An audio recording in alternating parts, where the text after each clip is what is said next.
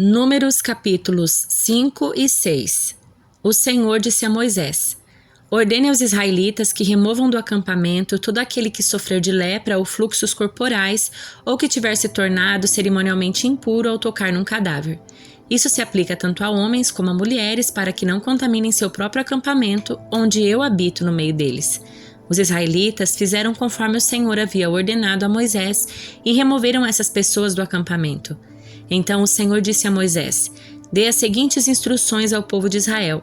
Se alguém do povo, homem ou mulher, ofender ao Senhor prejudicando outra pessoa, será culpado. Confessará seu pecado e pagará a indenização completa pelo dano causado, como um acréscimo de 1/5 do valor, e entregará o total à pessoa prejudicada. Mas se a pessoa prejudicada não tiver parentes próximos para receber a indenização, o valor pertencerá ao Senhor e será entregue ao sacerdote. O culpado também levará um carneiro como sacrifício para fazer expiação por ele. Todas as ofertas sagradas que os israelitas levarem ao sacerdote serão dele. O sacerdote ficará com todas as dádivas sagradas que receber. O Senhor também disse a Moisés: dê as seguintes instruções ao povo de Israel. Se a esposa de alguém se desviar, for infiel ao marido e tiver relações sexuais com outro homem, sem que o marido ou qualquer outra pessoa fique sabendo, ainda que não haja testemunhas e a esposa não tenha sido pega em flagrante, ela continuará contaminada.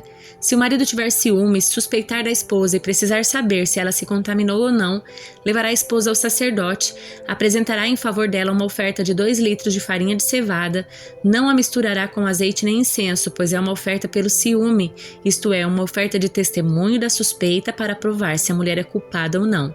O sacerdote a apresentará para ser julgada diante do Senhor. Numa vasilha de barro colocará um pouco de água sagrada e a misturará com o pó do chão do tabernáculo. Uma vez que o sacerdote tiver apresentado a mulher diante do Senhor, soltará o cabelo dela e colocará em suas mãos a oferta pelo ciúme como testemunho da suspeita. O sacerdote se colocará diante dela, segurando a vasilha de água amarga que traz maldição sobre os culpados.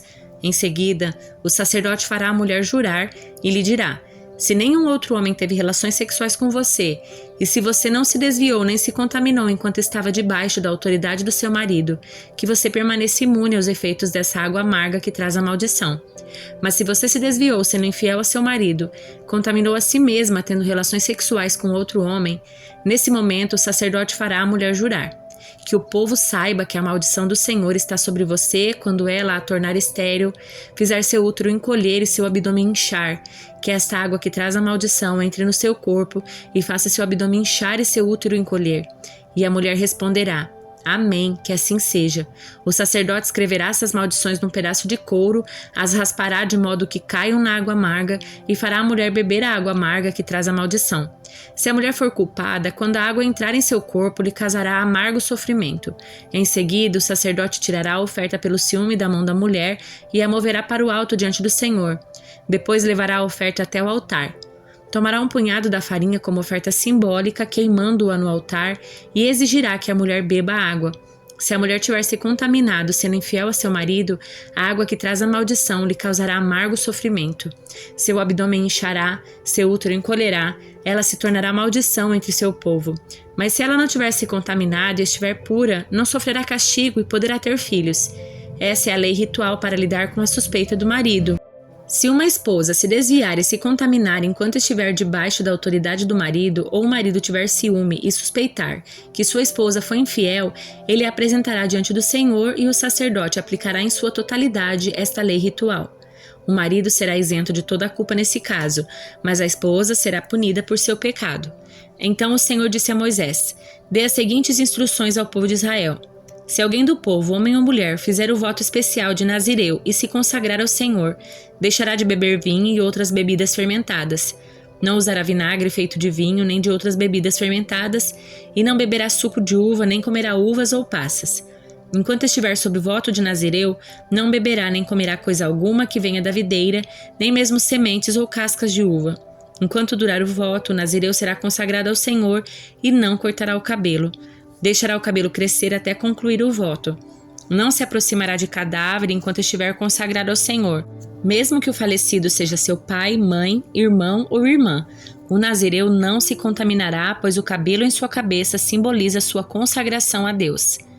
Essa exigência é válida enquanto ele estiver consagrado ao Senhor. Se alguém cair morto ao lado do nazireu, o cabelo que ele consagrou ficará contaminado. Esperará 7 dias e depois raspará a cabeça, então estará purificado de sua contaminação. No 8º dia, levará 2 rolinhas ou 2 pombinhos para o sacerdote à entrada da tenda do encontro. O sacerdote oferecerá uma das aves como oferta pelo pecado e a outra como holocausto. Desse modo, fará expiação pela culpa resultante do contato com o cadáver. O nazireu reafirmará seu compromisso e deixará o cabelo crescer outra vez. Os dias de voto cumpridos antes da contaminação não serão contados. Ele se consagrará novamente ao Senhor por todo o período do voto e apresentará um cordeiro de 1 ano como oferta pela culpa. Essa é a lei ritual para o nazireu. Quando chegar ao fim do período de consagração, irá até a entrada da tenda do encontro e trará suas ofertas ao Senhor. Um cordeiro de 1 ano e sem defeito como holocausto, uma cordeira de 1 ano e sem defeito como oferta pelo pecado, um carneiro sem defeito como oferta de paz, um cesto de pães sem fermento, bolos de farinha da melhor qualidade misturada com azeite, pães finos untados com azeite junto com as ofertas de cereal e ofertas derramadas. O sacerdote apresentará as ofertas diante do Senhor, primeiro a oferta pelo pecado e o holocausto, depois o carneiro para a oferta de paz, junto com o cesto de pães sem fermento. O sacerdote também apresentará ao Senhor as ofertas de cereal e as ofertas derramadas. Em seguida, o nazireu raspará a cabeça à entrada da tenda do encontro, pegará o cabelo que consagrou e o colocará no fogo embaixo do sacrifício da oferta de paz. Depois que o nazireu tiver raspado a cabeça, o sacerdote pegará um ombro cozido de carneiro e de dentro do cesto pegará um bolo e um pão fino sem fermento e colocará tudo nas mãos do nazireu. Por fim, o sacerdote os moverá para o alto como oferta especial diante do Senhor. Estas são as porções santas para o sacerdote, junto com o peito da oferta movida e a coxa da oferta sagrada movidos diante do Senhor. Depois dessa cerimônia, o nazireu poderá voltar a beber vinho. Essa é a lei ritual dos nazireus, que fazem o voto de apresentar essas ofertas para o Senhor. Se tiverem recursos materiais, apresentarão outras ofertas além dessas. Devem cumprir o voto que fizerem quando se consagraram como nazireus. Então, o Senhor disse a Moisés: diga a Arão e os seus filhos que abençoem o povo de Israel com esta bênção especial. Que o Senhor o abençoe e o proteja. Que o Senhor olhe para você com favor e lhe mostre bondade. Que o Senhor se agrade de você e lhe dê a paz. Assim, Arão e seus filhos colocarão meu nome sobre os israelitas e eu mesmo os abençoarei. Livro de Provérbios, capítulo 31. Os ditados do rei Lemuel contêm esta mensagem que sua mãe lhe ensinou.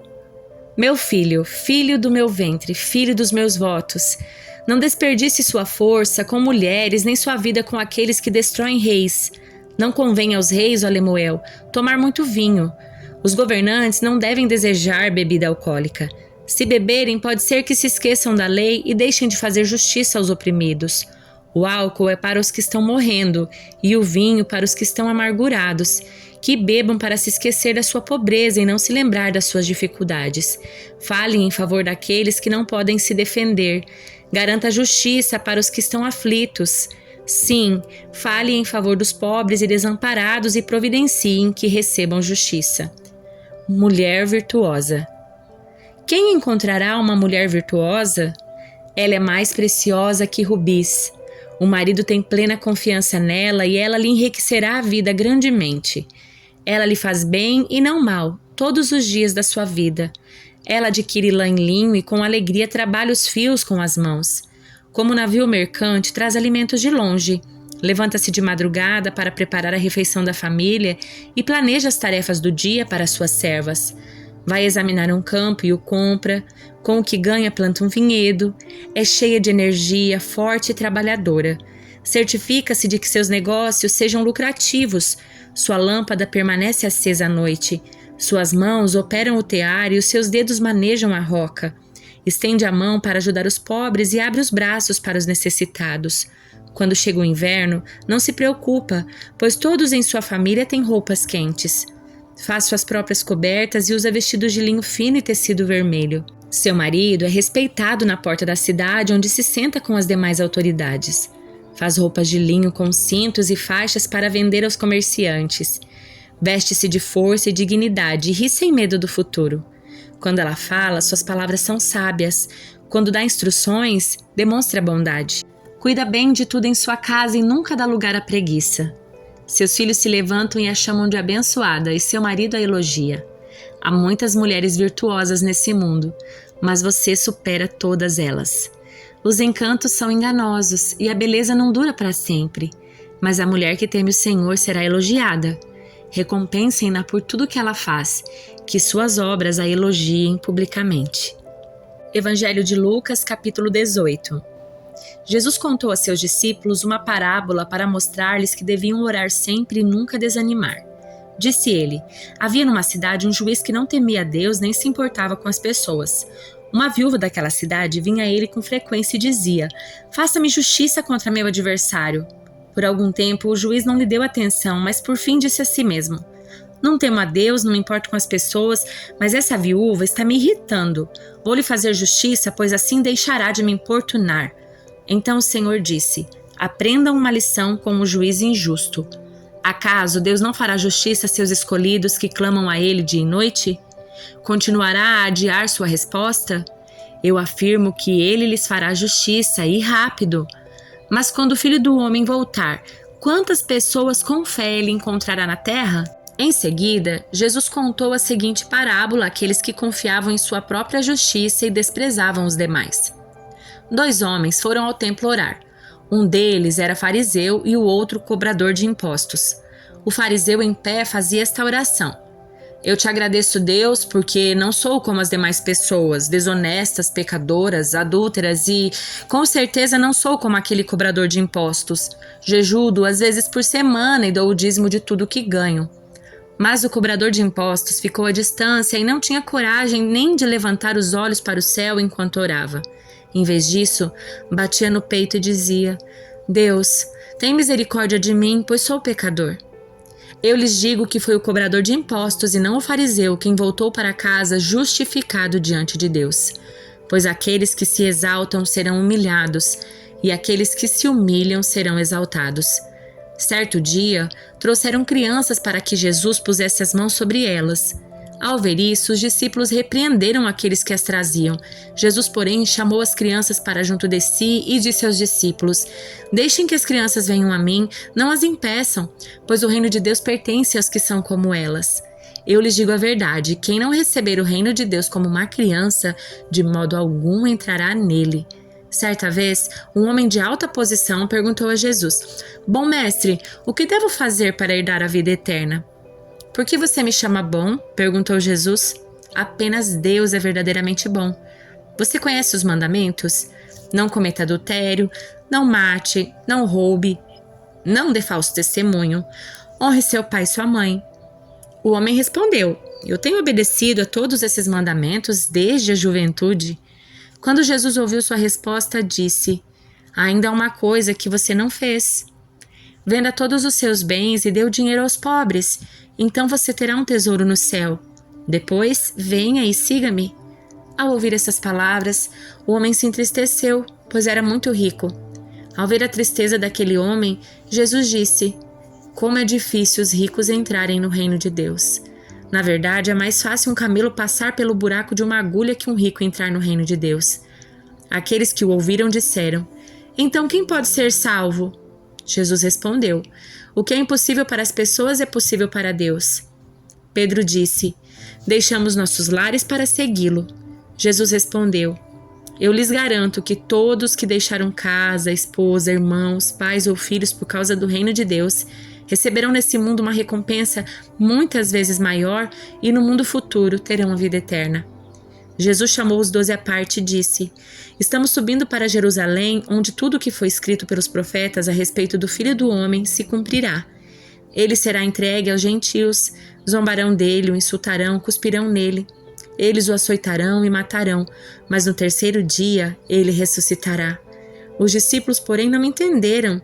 O significado dessas palavras lhe estava oculto e não sabiam do que ele falava. Quando Jesus se aproximava de Jericó, havia um mendigo cego sentado à beira do caminho. Ao ouvir o barulho da multidão que passava, perguntou o que estava acontecendo. Disseram-lhe que Jesus de Nazaré estava passando por ali. Então começou a gritar: Jesus, filho de Davi, tenha misericórdia de mim! Os que estavam mais à frente o repreendiam e ordenavam que se calasse, mas ele gritava ainda mais alto: Filho de Davi, tenha misericórdia de mim! Então Jesus parou e ordenou que lhe trouxessem o homem. Quando ele se aproximou, Jesus lhe perguntou: O que você quer que eu lhe faça? Senhor, eu quero ver, respondeu o homem. E Jesus disse: Receba a visão. Sua fé o curou. No mesmo instante, o homem passou a enxergar e seguia Jesus, louvando a Deus. Todos os que presenciaram isso também louvavam a Deus.